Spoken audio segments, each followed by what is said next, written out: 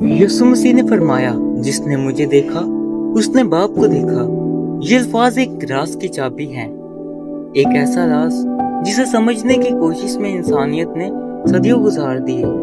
ये राज तसलीस का राज है।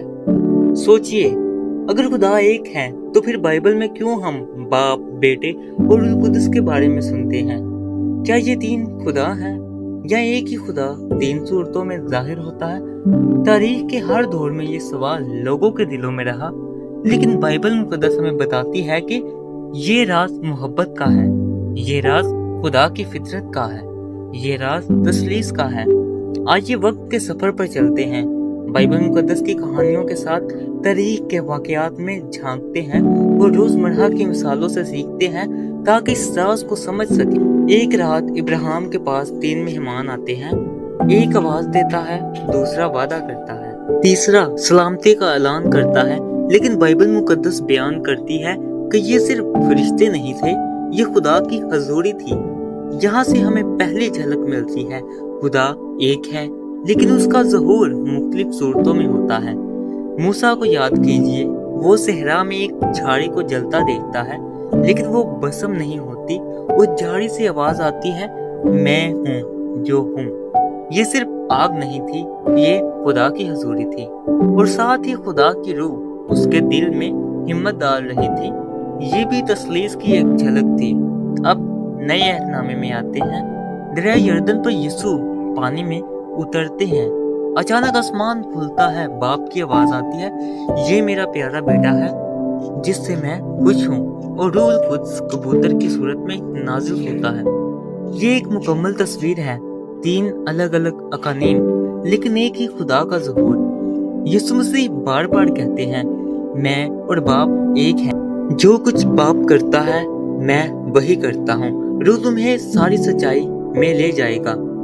ये बातें सिर्फ वादे नहीं, ये तसलीस की गहराई को जाहिर करती है। सोचिए पानी के बारे में, बर्फ, भाप और माया, तीन शक्लें मगर एक ही पानी।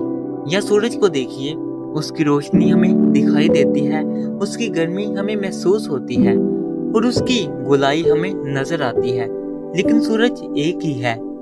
ये छोटी मिसालें हमें समझाती हैं कि खुदा भी एक है लेकिन उसकी फितरत तीन अकानीम में जाहिर होती है। यीशु मसीह के आसमान पर जाने के बाद शागिर्द डरे हुए बैठे थे। फिर अचानक आग की जुबानें उन पर उतरी और रूह कुद्स ने इन्हें कुव्वत दी। यही तसलीस का काम है। बाप वादा करता है, बेटा निजात देता है और रूह कुव्वत देता है। अगर खुदा सिर्फ एक ही सूरत में होता तो निजात का मंसूबा मुकम्मल ना होता। बाप ने मोहब्बत में बेटे को भेजा, बेटे ने सलीब पर जान दी, रूह कुद्स आज हमारे दिलों में आकर रहता है। ये तीनों मिलकर हमें निजात देते हैं। मोहब्बत तभी मुकम्मल होती है जब वो देने वाले और पाने वाले दोनों के बीच में हो।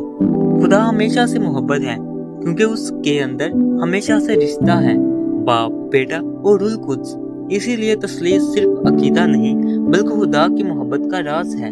अब जरा सोचिए, तसलीस को समझे बगैर हम खुदा को मुकम्मल तौर पर नहीं जान सकते, लेकिन जब हम यीशु मसीह को देखते हैं तो हम बाप को देखते हैं। जब रूह कुद्स हमारे दिल में काम करता है तो हम खुदा के करीब हो जाते हैं और जब हम दुआ करते हैं तो बाप हमारी सुनता है, बेटा शिफायत करता है और रूह कुद्स हमें कुव्वत देता है।